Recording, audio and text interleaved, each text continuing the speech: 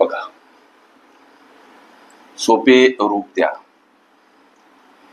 अंशस्थानी पहिला कंस x अधिक 3, दुसऱ्या कंसामध्ये x वर्ग अधिक 8x अधिक 15 कंस पूर्ण. छेदस्थानी पहिल्या कंसात x वजा 2, दुसऱ्या कंसामध्ये x वर्ग अधिक 6x अधिक 9. वर्ग समीकरणे या प्रकरणावर हे गणित सोडवत असताना लेकरांनो, विशेष काळजी म्हणजे ह्या काही ज्या पदावल्या दर्शवल्या त्यांचे मूळ अवयव पाडणे. पहिल्यानं x वर्ग अधिक 8x अधिक 15.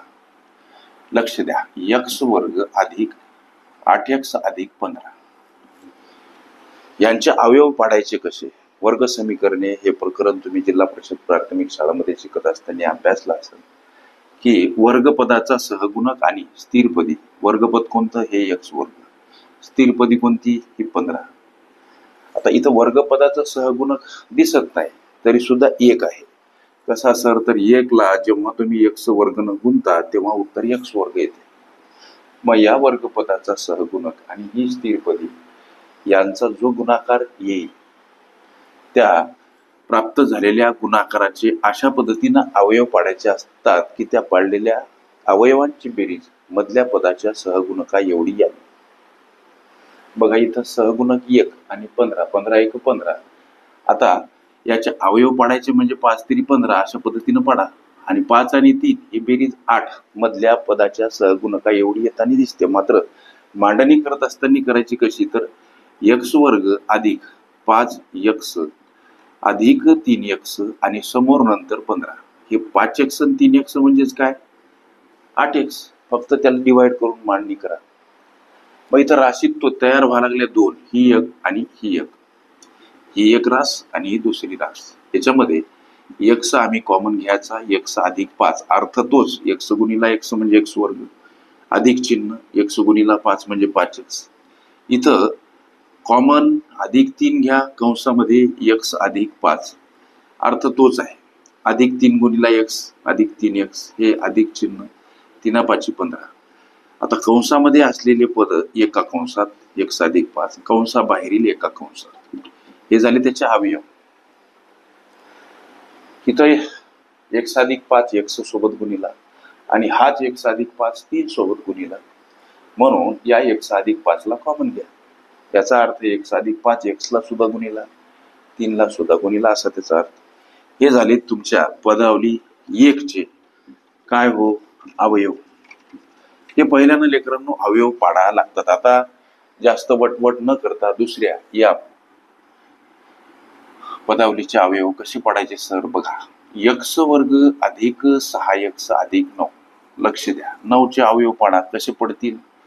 तर 3 3 9, 3 आणि 3 6 होतात.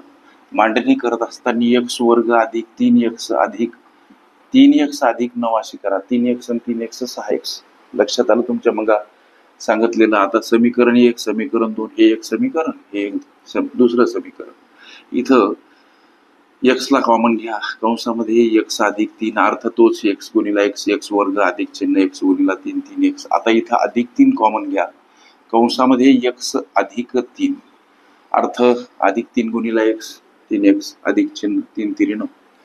आता कंसातील पद x अधिक 3 कॉमन घ्या.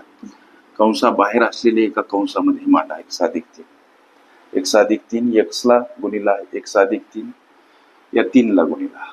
म्हणून x अधिक 3 कंस कॉमन. याचा अर्थ x अधिक 3 x ला गुणिला आहे, 3 लाही गुणिला आहे. हे पदावली 2 चे काय? अवयव. आता गणित म्हणते त्याप्रमाणे मांडणी करू. कशी हो सर? बघा, आता हे x अधिक 3 इथं मांडले. आता या पहिल्या पदावलीचे अवयव कोणते येतं? हे x अधिक 5 x अधिक 3 मांडले सर ना बरोबर. आता हे छेदस्थानी x वजा 2 लिहा. आता या खालच्या पदावलीचे अवयव कोणते येतं? हे x अधिक 3 x अधिक 3. हे असा एवढा मोठा जमेला असते लेकरांनो. लक्ष द्या. आता कटते काय काय बाबा?